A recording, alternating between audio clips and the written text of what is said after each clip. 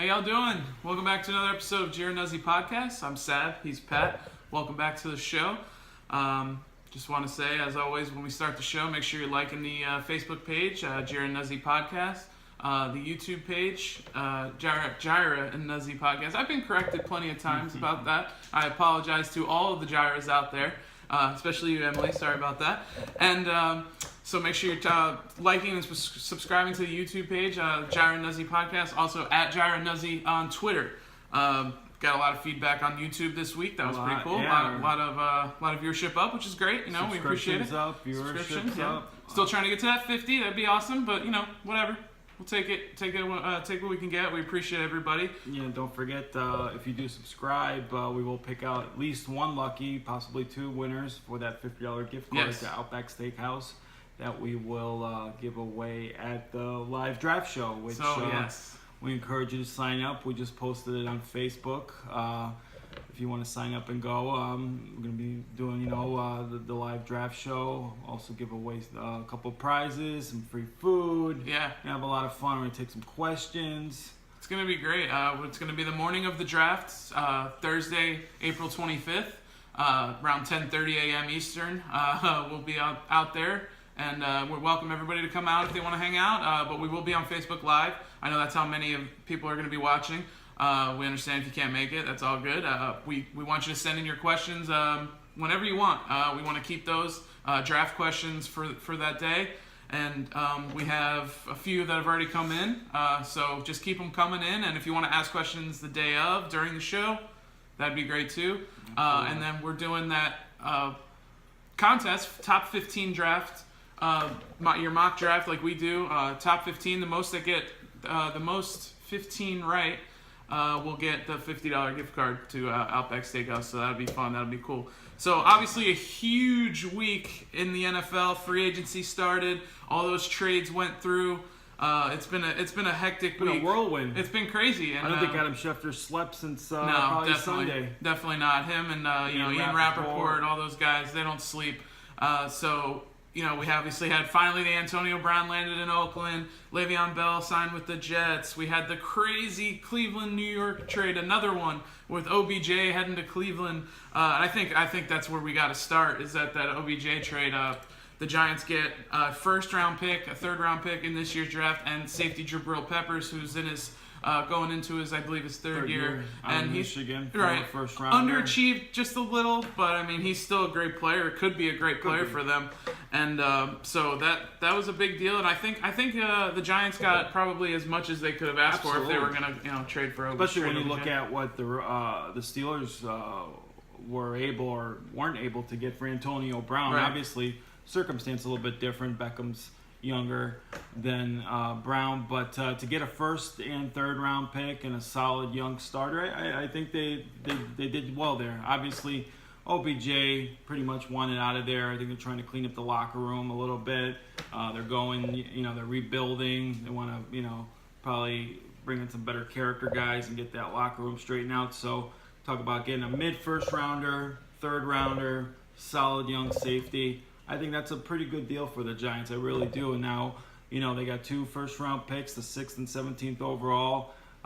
Get another extra third rounder, so now they got some ammo if they do want to move up for possibly a quarterback. Right, and if everything points to them taking Haskins at number 6, there have been rumblings that they want to move up to make sure that they get him.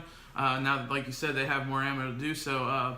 I think, and you talk about the Browns side of it. I mean, you're talking about now you have Baker Mayfield going into his second year, had an amazing rookie season, one of the best rookie seasons for a quarterback in NFL history. Then you add OBJ to the mix with Jarvis Landry and David Njoku, who's going to, you have to admit, you have to think he's going to improve on his season last year. He's kind of the X factor. I think he could benefit the most out of these guys. He could be a red zone monster. He's got a ton of upside. And then you got Landry and Beckham reunited. They played in high school together. They played in college together. Now they're in the pros together. It's going to be interesting to see. I figured, I was talking about it with you a little bit. Their friendship's going to be put to the test in the NFL for sure. One thing in high school, everybody's good in high school when you're playing. You're not playing against great competition. Even in college, they were, obviously. But you get in the NFL, it's a different story. If they're not, who's getting the catches, who's not. Yeah, we'll see. We'll see what happens. Definitely is. there's going to not be a lot of footballs to go around for all those guys, but they can make it work. Winning cures everything, so they got to win. I actually saw a funny meme, I don't know if you saw, with LeBron James now saying he's going to go to Cleveland. He's going to jump on the bandwagon because... would it surprise anybody, though, from LeBron? Absolutely It's a fun time to be a Browns fan right now. Absolutely. Wow, I mean, the city of Cleveland. On paper, I mean, they definitely have a talented team on paper if they can put together.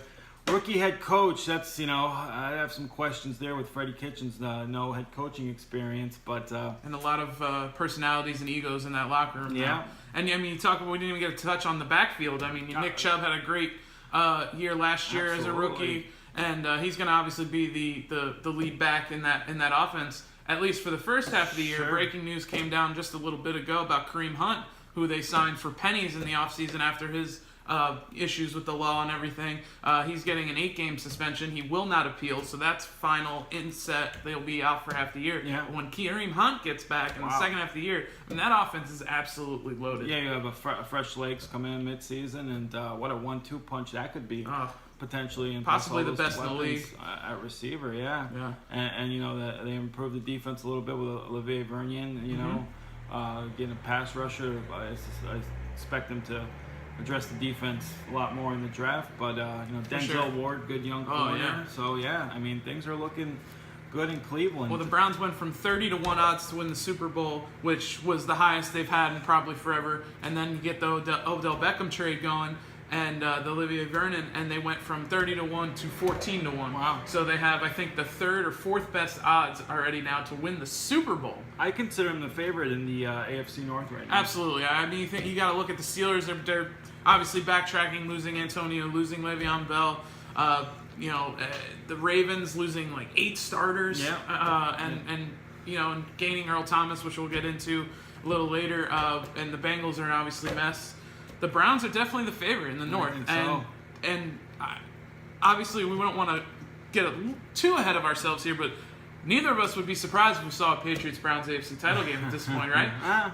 Right? I mean, it's not out of the question. If you're looking on paper, which is all we can do right now since the season is so far away, you have to look at the AFC. The Raiders are another up-and-coming team. I was just going to say, talk about a fun offseason. I would also talk about the Raiders. Absolutely. And they got the 3 first-round picks now going into the draft. Before you get there, did you ever think when we were thinking about doing this, even years ago, even a year ago, talking that we would lead a show with Browns and Raiders talk? And nobody would probably think that. But anyway, certainly not the Browns, no. No, for sure. But, with the Raiders now, 3 first-round picks going to the draft, they get, Antonio Brown, top flight, obviously, wide receiver. Tyrell Williams signed there as well. Big-bodied wide receiver, perfect compliment to Antonio Brown. Not to mention Trent Brown. A guy I'm familiar you're familiar with, played college ball at Florida, underachieved there, had some weight issues. Big time. 49ers took him, I believe it was in the 6th or 7th round, and ended up being a starting right tackle for the 49ers. Looked really promising, then had the weight issues, some shoulder problems. They shipped him off to New England basically for a late 3rd-round pick, and he was one of the top probably 10 left tackles in football last year, top 5 pass blocker, and he gets that big contract in Oakland. And he's now the top paid left tackle in the league. Hopefully he can keep his weight in check. When he does, he's a fantastic pass blocker. He's like a dancing bear. For sure. 6'8", 350, long arms, really light on his feet. And then, too, they also got LaMarcus Joyner, who's a heck of a free safety out of Florida State. He was the Rams franchise player last year. That's a good pickup, too. And now you go in the draft, they can get a pass rusher or possibly even Quentin Williams there at 4. They're sitting at 4. They should be able to get either Bosa, Quentin Williams, or Josh Allen. One of those guys will probably be there. So things are looking up for the Browns, and things are really looking up for the Raiders, as much as it hurts me to say. And we go back to... It's fun watching Mike Mayock run the draft. Yeah. I mean, and you got to think so far so good for Mike Mayock. I mean, being a GM for at least less than 4 months right now, or less than a couple months. And you go back to Trent Brown. I mean, going to New England obviously resurrected his career. You said the weight issues, he got the weight down, but if you can't make it work in New England, they say you can't make it work anywhere. It is going to be interesting. You see now, John Gruden does run a tight ship, but we'll see what happens there. I mean, you got all that money now, and you can spend that money on a little extra poundage, you know, which is In-N-Out burger out there. That's right, yeah. Out west, they got great eats. So we were talking about a little bit with Earl Thomas. With the Ravens. The Ravens lost 8 starters, a bunch on defense, a few on offense, and they add Earl Thomas, 4-year deal, $55 million, which we obviously was probably the highest deal Earl Thomas was going to get, because you can't look at. I know Baltimore's a great franchise. They are a winning franchise. They've been good for a while. It's hard to see though that like after losing all those starters that was the place. And it's funny too. I remember we were texting. I told you Earl Thomas is the closest thing to Ed Reed. Oh yeah, I've seen at least in our time. Mm-hmm. So it's funny he goes to Baltimore, where obviously Ed Reed stood out. But yeah, I mean there was talk he was going to go to Dallas or San Francisco.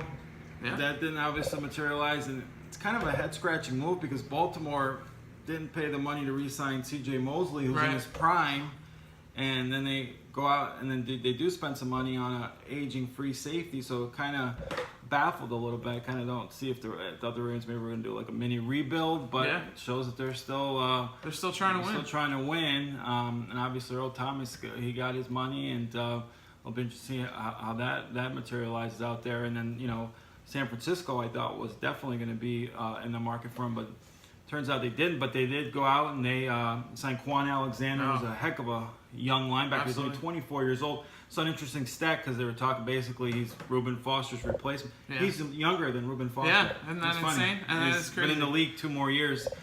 But obviously he's coming off the ACL injury. But when healthy, man, he's a dynamite player. And you got to think if he wasn't coming off that injury, that the market for Quan Alexander would probably just as high, or at least close to as high as for C.J. Mosley. Well, no, like I was having a discussion with someone. If he didn't have the torn ACL, he wouldn't be on the market. Right. Tampa wouldn't even let him go. That's true. He'd be a franchise player, or they would have re-signed him. So, he's a heck of a young linebacker. He flies and a high character guy. And then they go out and get Dee Ford for a 2020 second round pick. They make him the highest paid. Next year's second, not even this year. Yeah, which I really like. Huge. You think that think the Niners will be a playoff team, so that should be a late second. Jimmy G stays healthy. You got to think the 49ers are going to go. And the make thing a with run. Dee Ford, he was top 10 in sacks with he had 13 sacks. But what really impressed me was he was number 5 in QB hurries, and he also forced 7 fumbles. So. He's definitely a player on the rise. Definitely, you get 2 guys there that I think are going to make an impact on defense. And then you got Tevin Coleman, I think solid running back. Absolutely. Definitely. And then you got McKinnon, Breida, and Tevin Coleman. Those are 3-star in caliber running backs. Yeah, absolutely. It was interesting to see why Atlanta didn't want to try and retain Tevin Coleman, at least, and seeing how he did sign just kind of a small, relatively 2 years, small, $10 million. Especially with Devontae Freeman having injury troubles there. You would He's think a young, solid, dependable player. Yeah, absolutely. I was a little surprised. He's a matchup problem for everybody in the passing game too, and linebackers and safeties. And everybody. Obviously, he's familiar with Kyle Shanahan and vice versa. Kyle coached him out there in Atlanta, so definitely exciting time to be a 49er fan. And then Jason Barrett, I think, I know he's had injury issues the last 2 years, but when healthy, he's a top 20 corner. Oh yeah. So. Definitely, they're making some moves there and ready to challenge the Rams, who they brought back Fowler. They obviously signed Eric Weddle. Looks like Sue's gonna maybe move on. Yeah, it looks like Sue's gonna move on. And you talk about we've hit the 49ers, we've hit the Browns, with the Raiders, teams that were, I guess you could say, a lower bowl. The Browns made a little run last year, but it's interesting to see the parity kind of doing this. You got teams like the Ravens and the Steelers, and obviously the Patriots are aging. They still want a Super Bowl, obviously. They're going to come down a little bit. Not to throw the Patriots, we never know until Brady leaves. But then you see these teams coming up, and it's going to make everything kind of mixed up, where some divisions are going to be wide open next year, especially, like you said, that NFC West. About like the NFC South, you got New Orleans, you got Carolina, Atlanta. Tampa Bay is... Tampa's not terrible. New coach. I think the AFC South is going to be really solid. You got Jacksonville with Foles now. Yes. Indianapolis, Tennessee, and Houston. Houston's still there. They won the division last year. And we talked about that's a. And even the NFC North, the Lions made a couple solid moves, and the Packers were finally active in free agency. The Packers signed three guys on defense. They went for help on defense. Safety Adrian Amos got from the Bears. Preston Smith, right end for the Washington Redskins, And Zadarius Smith, the end. Zadarius Smith, solid guy. Ravens. Preston Smith's a rising player, athletic guy who had his best year this year, his 4th year in the league. He's still got some upside. So the Packers made some solid moves. Lions got Trey Flowers, very quality young defensive end. Yes. Signed a couple Patriot guys actually. Well, you know, they got the Patriot way over there. They're trying to bring that with Matt Patricia, Trey Flowers, Danny Amendola, guys like that. I don't think the Lions still obviously we would think need a little more. They you know, in the passing game maybe. You know, the running back is Kerryon Johnson. I do like him. Is going to be something special, I believe. Yeah. The fact is he's going to get the carries in Detroit because we know that Detroit loves to get pass happy. I don't think anybody's thrown more passes than Matt Stafford in the last 5 years. But that's a team that, you know, it could go either way. We go back to the AFC South. You talk about Nick Foles, a deal that we thought was going to happen, you know, regardless, but it finally does come out. 4 years, $88 million. He could actually earn up to $102 million. Super Bowl quarterback. When you win a Super Bowl, it pays to win a Super Bowl. Whether it's a year ago, whether it's 2 years ago, it doesn't matter. You know, we saw guys get the deals after they win the Super Bowl. Joe Flacco, another you know, candidate with that. Basically similar kind of players too. Yeah. Full, careers possibly. Foles and Flacco very similar. We touched on it a couple shows ago. You know, Foles in the regular season has his ups, has his downs. Flacco same thing, but when you get in the postseason, they're different quarterbacks. And you know, we talk about the trades that went down. They're all official now. Joe Flacco to Denver is official. And John Elway says Joe Flacco's entering his prime. Yeah, John Elway is has been concerning me lately with some of the stuff that he said. We go back to what he said about Kyler Murray. I get it with the, you know, if you want to say his size is an issue, you want to say that maybe 5, 6, 7, 8 years ago maybe, but you know, you see guys like Russell Wilson, even going back to Drew Brees, Baker Mayfield, that really doesn't have that big of an impact. But obviously we're not in the market for Kyler Murray at number 10, so that's neither here or there really. But then saying that Joe Flacco is about to enter his prime, I'm just kind of concerned on what he's kind of thinking. I personally, as a Bronco fan, don't see the huge difference between Case Keenum and Joe Flacco, other than Flacco winning a Super Bowl years ago and getting the postseason. We got to get there, you know. We got to get there. Is Joe Flacco going to give us enough to get to the postseason? But we'll see what happens there. The Broncos also signed, got their right tackle, Juwan James, from the Dolphins, which puts my mind at ease knowing that we won't draft a tackle at 10 with having Garrett Bowles, having Juwan James, so we won't need a tackle, so we can maybe focus on that linebacker position, hopefully get Devin White if he's there, Devin Bush. They also let Bradley Roby go to the Texans. Texans got Bradley Roby. I like the trade-off. I wasn't a big Bradley Roby fan. Very critical of him over the years. Kareem Jackson, ball hawk, can play safety and corner. I think he's going to fit right in with that defense and what Vic Fangio is going to try and do there. Moving on a little bit to some more.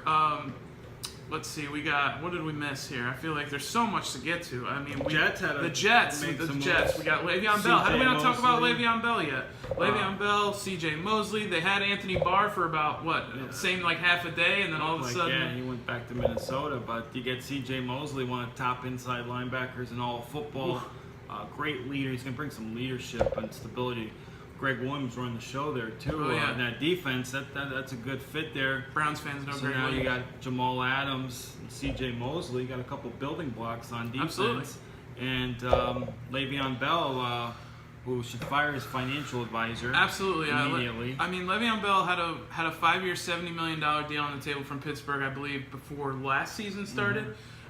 He would have earned $45 million in the first 3 years. So this deal he signed with the Jets, I believe, was for $52.5 million. So in 3 years, he would have made that. He's got 30-some million guaranteed from the Jets. After missing a whole year, that would have made $12.5 million. So if you're any sort of good at math or at least understand how to count, that was not a good trade-off. No. The holdout was not a good move from Le'Veon. Period. End of story. No matter how you look at it. If you want to look at, he got his 3 years guaranteed or whatever, but the Steelers were willing to give him that. He just didn't want to be in Pittsburgh. I think that's more what it is. He didn't want to be in Pittsburgh. Be careful what you wish for, because now you go to the Jets, who obviously nowhere near the stable organization the Steelers are. So, it'll be interesting to see what materializes, but I don't know. He's got a young quarterback. He trades Ben Roethlisberger for Sam Darnold as his quarterback. Sam Darnold, you got to think is going to progress. I think he's going to be a good quarterback in this league.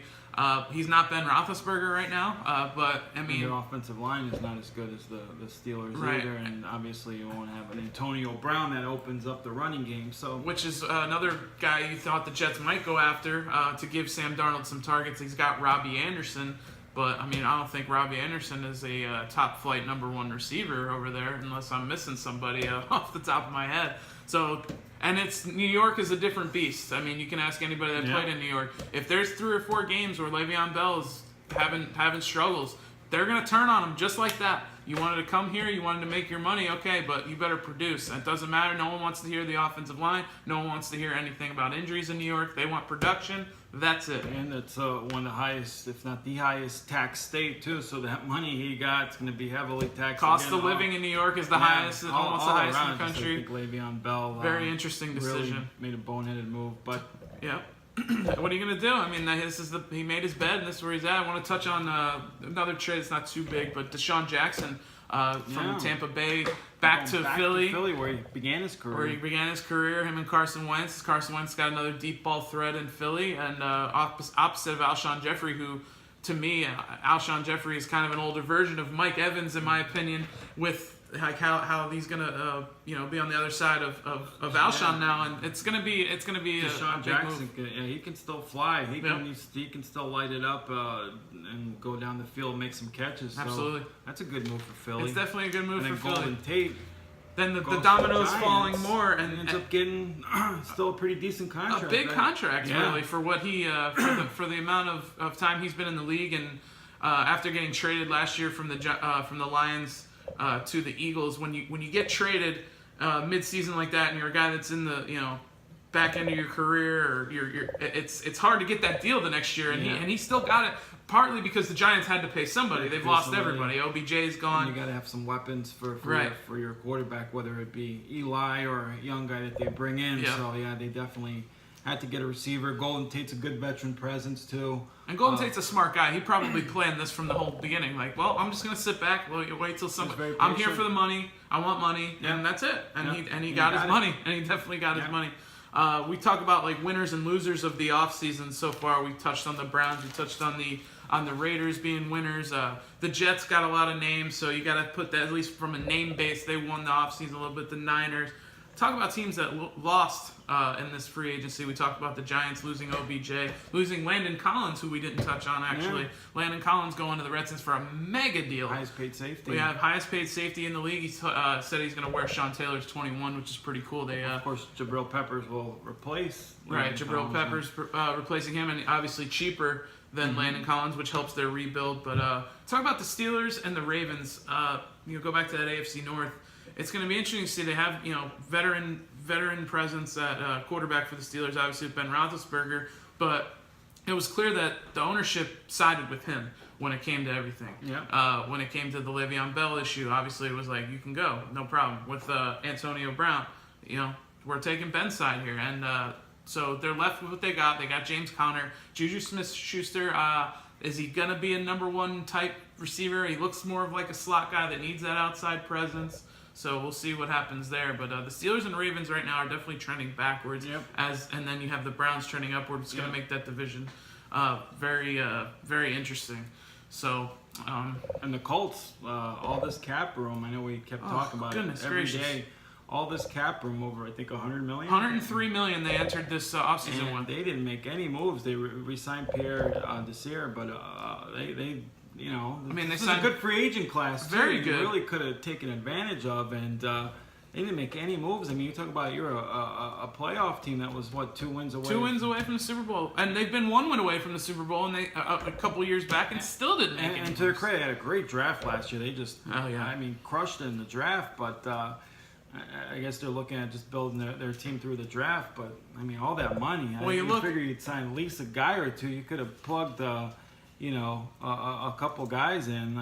Even if they like Marlon Mack, which is fine. They like Marlon Mack, and they like the young kid Naheem Hines, their running back core. But if you added a guy like Le'Veon Bell to that offense to make it where you don't have to focus on Andrew Luck dropping back 40, 50, 60 times sometimes, getting those yards, but losing games 34-31, you can control the clock a little bit with a guy like Le'Veon Bell. I mean, they signed Devin Funchess for 1 year, $13 million, which isn't going to hurt them in the long run, obviously.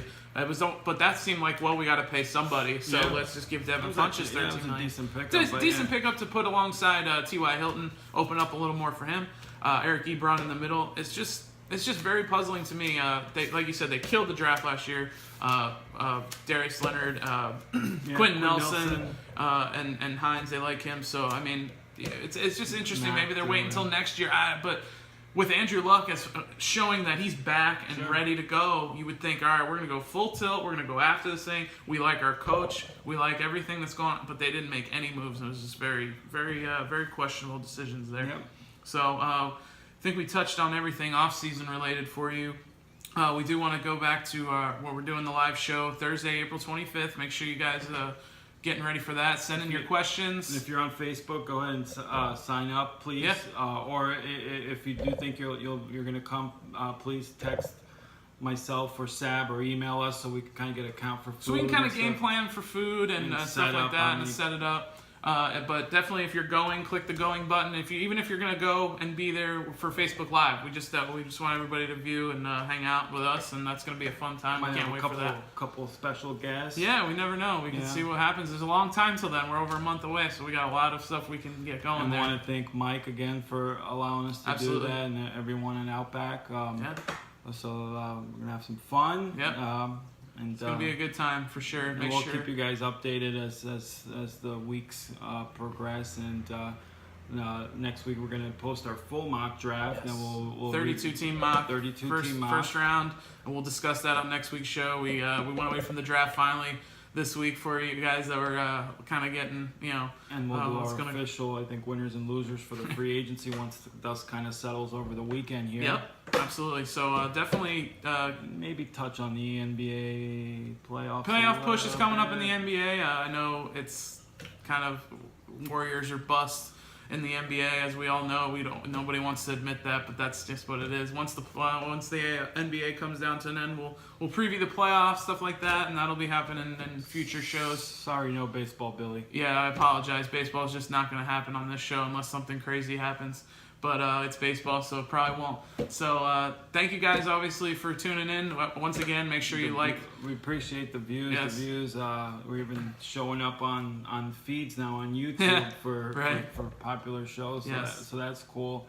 We've more than tripled almost, I think. Triple viewership though. So hey, we're trending upwards, which is great, and we're having a good time doing it. And we're not stopping anytime soon. So thank you guys again. Make sure you're liking the Facebook page, Jair Nuzzy Podcast. Make sure you go to YouTube and subscribe for Jair Nuzzy Podcast and at Jair Nuzzy on Twitter.